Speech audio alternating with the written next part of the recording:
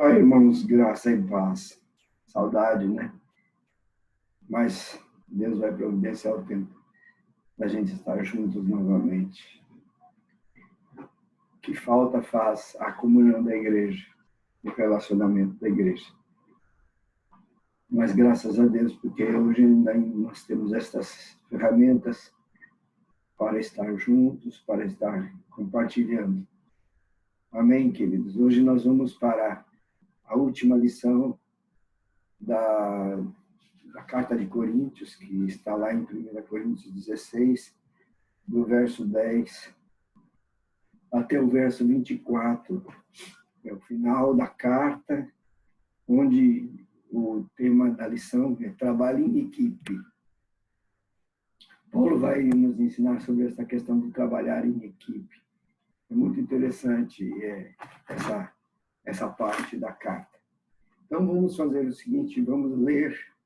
Eu peço que vocês deem uma parada no vídeo agora e leiam entre vocês aí, dividido entre cada um dos irmãos que estão na casa, leia de 1 Coríntios do verso 10 até o verso 24, e já nós voltamos para continuar e meditar nesse tema. E agora continuemos. Então, vamos ler na nossa apostila o ponto 6, que agora diz trabalho em equipe. Essa lição toda tem um desafio de trabalhar na obra do Senhor, com o objetivo de todos os irmãos disponibilizarem-se a fazer sempre o melhor para Deus. E dentro dessa perspectiva, nós vimos que nós precisamos trabalhar sempre para servir, trabalhar sempre com uma visão de futuro, trabalhar com flexibilidade, considerando o imprevisível, trabalhar com compromisso e excelência e trabalhar aproveitando as oportunidades. Hoje nós vamos ver a última parte, que é trabalhar em equipe. É o princípio de trabalhar juntos. Que na igreja ninguém pode ser isolado, fazer a obra sozinho, porque não pode ser feito. Jesus poderia ter feito sozinho, mas ele escolheu usar a igreja, o seu corpo, para cumprir a vontade e o propósito de Deus. Vamos ler a nossa apostila, que diz assim: os 3 recursos mais preciosos, humanamente falando, que precisamos no trabalho do Senhor são dinheiro, oportunidades e pessoas. Warren Wiersbe comenta: o capítulo 16 pode dar a impressão de não ter relação com as nossas necessidades de hoje, mas, na verdade, trata de maneira bastante proveitosa 3 áreas da mordomia cristã. A mordomia é o princípio de ser mordomo de Deus, na obra de Deus. O dinheiro, as oportunidades e as pessoas. Esses são provavelmente os recursos mais preciosos da igreja do nosso tempo e não devem ser desperdiçados. Desculpe, hoje os recursos preciosos da nossa igreja hoje são pessoas, o dinheiro e as oportunidades. Nós precisamos cuidar muito bem disso. E ele continua dizendo que Paulo aprendeu a trabalhar em equipe. Ele havia ensinado aos coríntios que a igreja é um corpo, onde os membros precisam uns dos outros para que o trabalho seja bem realizado. Neste trecho, Paulo cita o nome de 7 pessoas. Significativo 7, né? Como se simbolizasse o número 7, a totalidade da igreja.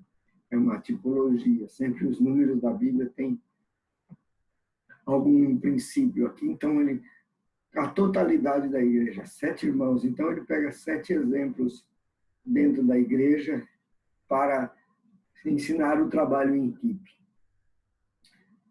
Timóteo, Apolo, Estéfanas, Fortunato, Acaico, Áquila e Priscila. E ele apresenta alguns princípios de liderança que nós vamos ver aqui. Se você ver, nós vamos ver que todo tipo de gente, Timóteo, jovem, Apolo, um homem muito letrado, Estéfanos, o líder provavelmente da igreja, Fortunato e Acaico, 2 irmãos preciosos. Áquila e Priscila, uma casa, uma família, onde o homem e a mulher também trabalham na obra do Senhor.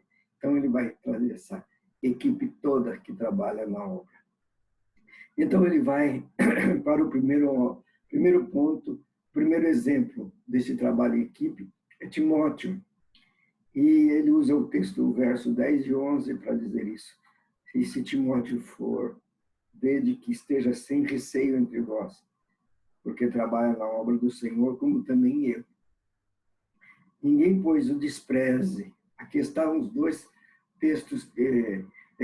Ninguém, que ele não tenha receio, que ele esteja no meio de vós trabalhando sem medo, sem receio. E ninguém o despreze. Se você, nós vamos ver na carta 1ª e 2ª Coríntios, onde Paulo vai falar para ele que ele mesmo não deve desprezar a mocidade dele, que era um moço jovem, um moço frágil emocionalmente, então era um cuidado, era jovem. E ele diz, mas encaminhai-o em paz para que venha ter comigo, visto que espero com os irmãos. O líder espiritual, então, é o princípio. É alguém que se preocupa com os seus companheiros, principalmente aqueles mais jovens e inexperientes. É o trabalho de envolver a juventude, de dar a oportunidade à juventude no meio da igreja de se manifestar, de aqueles que vão manifestando seus dons, liberá-los para trabalhar na igreja. Então, trabalhar com essa moçada, com os jovens da igreja. Segundo lugar, Apolo. Acerca do irmão Apolo, muito lhe tenho recomendado que fosse ter convosco em companhia dos irmãos, mas de modo algum era a vontade dele ir agora. Irá, porém, quando se lhe deparar boa oportunidade. Então, Paulo está aqui trabalhando com... Ele estava trabalhando com Apolo. Apolo era já um homem formado, era um homem letrado, era um líder espiritual na igreja. E Paulo quis que ele fosse sair-se de junto de Paulo e fosse para Corinto para ter junto convosco. Mas Apolo achou que não era o tempo, não queria ir naquele tempo. E Paulo respeitou a vontade do irmão. Porque o princípio que ele diz aqui, o líder espiritual é alguém que respeita a vontade dos companheiros. Ele não age com imposição, não, você vai. Não, apóstolo poderia ter obrigado ele, mas ele respeitou a decisão do irmão de não ir naquele tempo. Paulo desejava que Apolo fosse, mas Apolo esperava uma oportunidade melhor. Então, Paulo não agiu com imposição. Isso deve ser cuidado no meio da igreja, na liderança. Outro princípio, agora ele vai, os irmãos de Corinto, agora ele vai não falar de pessoas específicas, mas de todos os irmãos de Corinto. Quando ele diz, sede vigilantes, verso 13 e 14, permanecei firmes na fé, portai-vos varonilmente, fortalecei-vos, todos os votos dados sejam feitos em amor. Veja que aqui ele está falando para todos os irmãos da igreja de Corinto, quanto a sede vigilantes. Então, o princípio que nós vamos aprender aqui, que o líder espiritual é alguém que encoraja os seus liderados sempre para o melhor. É um líder que está chamando sempre todos ao trabalho, encorajando cada um que manifesta o desejo de trabalhar, de fazer algo, de exercer o seu dom na igreja. O líder é aquele que deve estar apoiando, incentivando, preparando, ajudando para que a pessoa exerça o seu dom na igreja. As pessoas geralmente são egoístas, ilógicas e interesseiras. Ame as pessoas. O meu mandamento é esse, que vos ameis uns aos outros. Então, a gente desconsiderar, às vezes, e trabalhar aquilo que eles podem fazer, aprendendo a levá-los a não serem egoístas, nem ilógicos, nem interesseiros, fazer as coisas por interesse, sem direção correta, sem lógica ou por motivos egoístas. Mas o líder deve estar atento a todas as oportunidades e orientar e ajudar aqueles irmãos que têm seus dons manifestarem seus dons na igreja. E aí ele volta mais para o irmão Stefano, agora, outro exemplo. Agora o verso 15 e 16 diz: agora, irmãos, eu vos peço o seguinte: sabeis que a casa de Estéfanas são as primícias da Acaia, que se consagraram ao serviço dos santos. Quer dizer, a casa de Estéfanas foi o princípio da igreja lá na Acaia. Então, foi a primeira casa, as primícias da Acaia, que era a primeira casa que abriu-se para o Senhor, a casa deste irmão. Então, agora ele diz: e também vos sujeiteis a esses tais, como também a todo aquele que é cooperador e obreiro. Então, se sujeite a esses homens que Deus resolveu usar para liderar a igreja. Provavelmente, Estéfanas era o líder da igreja lá na Caia. Então, e ele diz: faça o bem, apesar de tudo. Então, cuidado desses homens, consideração, e não ser egoísta, valorizar. Paulo está valorizando este líder, esta casa, esta família, que se dispôs a ser o princípio da obra lá na igreja, e agora está recomendando esses irmãos, e recomendando que os irmãos valorizem esses irmãos, estejam atentos, se sujeiteis a tais, né? A liderança deles. E agora, quanto a Fortunato e a Caico, alegro-me com a vinda de Estéfanos e de Fortunato e de Acaico. Agora, Paulo está escrevendo a carta e esses três irmãos vão visitar Paulo, porque estes supriram o que da vossa parte me faltava, porque trouxeram refrigério ao meu espírito e ao vosso. Reconhecei, pois, os irmãos como estes. Provavelmente esses irmãos eram diáconos e foram levar uma oferta da igreja para Paulo, que estava no trabalho da liderança de missões. Então, provavelmente, Paulo estava precisando, e Paulo disse que esses irmãos trouxeram refrigério ao meu espírito. Aqui você vai ver um serviço diaconal, de servir aos irmãos, de receber ofertas e levar a obra aos obreiros que estão fazendo a obra. Então, homens que são valorizados. Veja que está valorizando todo tipo de gente que trabalha na igreja, em todas as áreas da igreja, na liderança, na diaconia, a igreja como todo, todos os irmãos, os jovens, a juventude, então, está integrando todo mundo. E agora tem um último exemplo que ele traz aqui, é a Áquila e Priscila, um casal, quando ele diz assim no verso 19 e 20, as igrejas da Ásia vos saúdam. No Senhor muito vos saúdam Áquila e Priscila, e bem assim a igreja que está na casa deles. Todos os irmãos vos saúdam, saudai-vos uns aos outros com o ósculo santo. E então ele comenta que o líder espiritual sempre exercerá a liderança com afetividade. Não há liderança efetiva sem afetividade. Então, esse princípio agora, esse muito lindo, as igrejas da Ásia vos saúdam. Então, as igrejas da Ásia estão saudando aqueles irmãos, e provavelmente Áquila e Priscila não eram conhecidos da igreja. E a igreja que eles estavam na casa deles agora, eles estavam saudando os irmãos, e ele cita aqui um princípio: saudai-vos com o ósculo santo. Isso é uma manifestação de afetividade, de amor, de companheirismo, de aceitação, de aliança com os irmãos, né? Antigamente a gente tinha muito mais este princípio do ósculo santo. Hoje alguns irmãos ainda não se acostumaram, ou a gente respeita também aqueles que aceitam fazer culturalmente. Nós temos uma cultura que rejeita esta afetividade do ósculo. Se você for no Oriente, todo mundo se oscula, principalmente os homens se osculam, sem nenhum problema de questão da homossexualidade, mas a questão da afetividade, do carinho, do amor, do cuidado uns com os outros.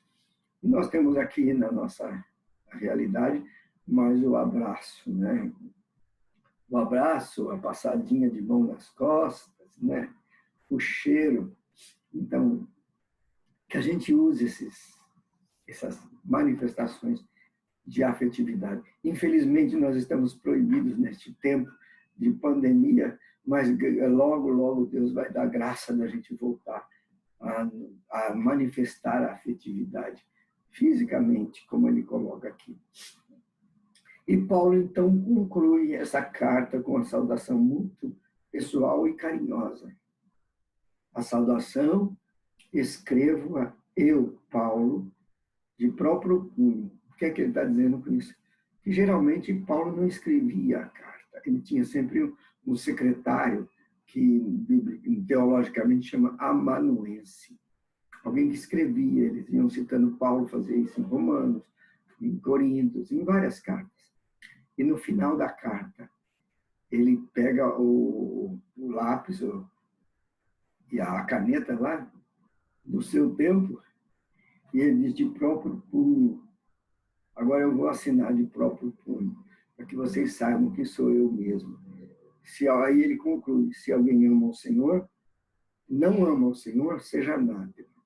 E quem não ama o Senhor é maldito, seja maldito. Essa é a afirmação.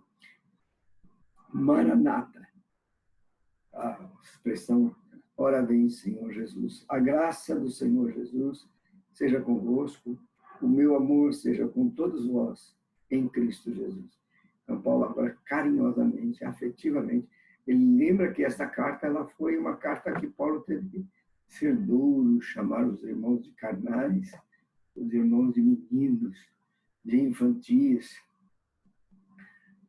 de briguentos. Paulo várias vezes fortemente exortou esses irmãos. Mas ele completa com esse carinho, com esse cuidado, com esse amor apostólico.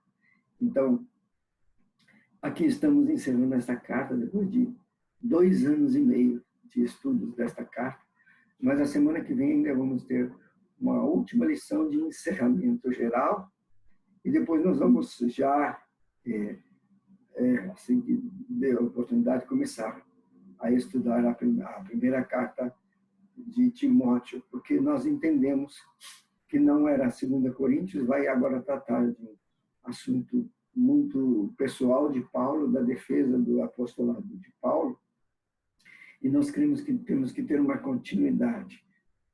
A carta de Corinto é uma carta eclesiástica.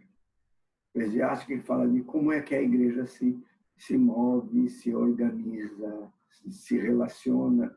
É uma carta de eclesiologia. A carta de Corinto é uma carta teológica, de doutrina. A carta de 1 Coríntios é uma carta eclesiológica. E a carta de 1 e 2 Coríntios são cartas pastorais, que vão trabalhar, e Tito, são 3 cartas iguais, que vão trabalhar agora como é que essa igreja, dentro da teologia, dos princípios de igreja, de como se organiza dentro, agora, como é que se estabelece o governo e a liderança desta casa, desta igreja. O governo, vamos falar sobre o governo da igreja, quem pode ser, como deve ser este governo da igreja. Amém, queridos? Agora, o desafio é que vocês conversem e encontrem entre nós, irmãos, e vejam se a nossa realidade é essa, de se trabalhar em equipe. No grupo, importante o trabalho em equipe. Na igreja, é importante o trabalho em equipe. Então, comentem esse trabalho em equipe. Se há alguém que está sem trabalhar, vamos incentivá-lo a trabalhar. E não se esqueça que Deus abriu a porta para a gente entrar e pregar a palavra. Amém, queridos? Boa reunião. Deus abençoe e até a próxima semana. Em Cristo Jesus. Lembre-se, domingo nós estamos, quartas e domingos, uns cultos transmitidos online. Deus abençoe. Graça e paz. Amém.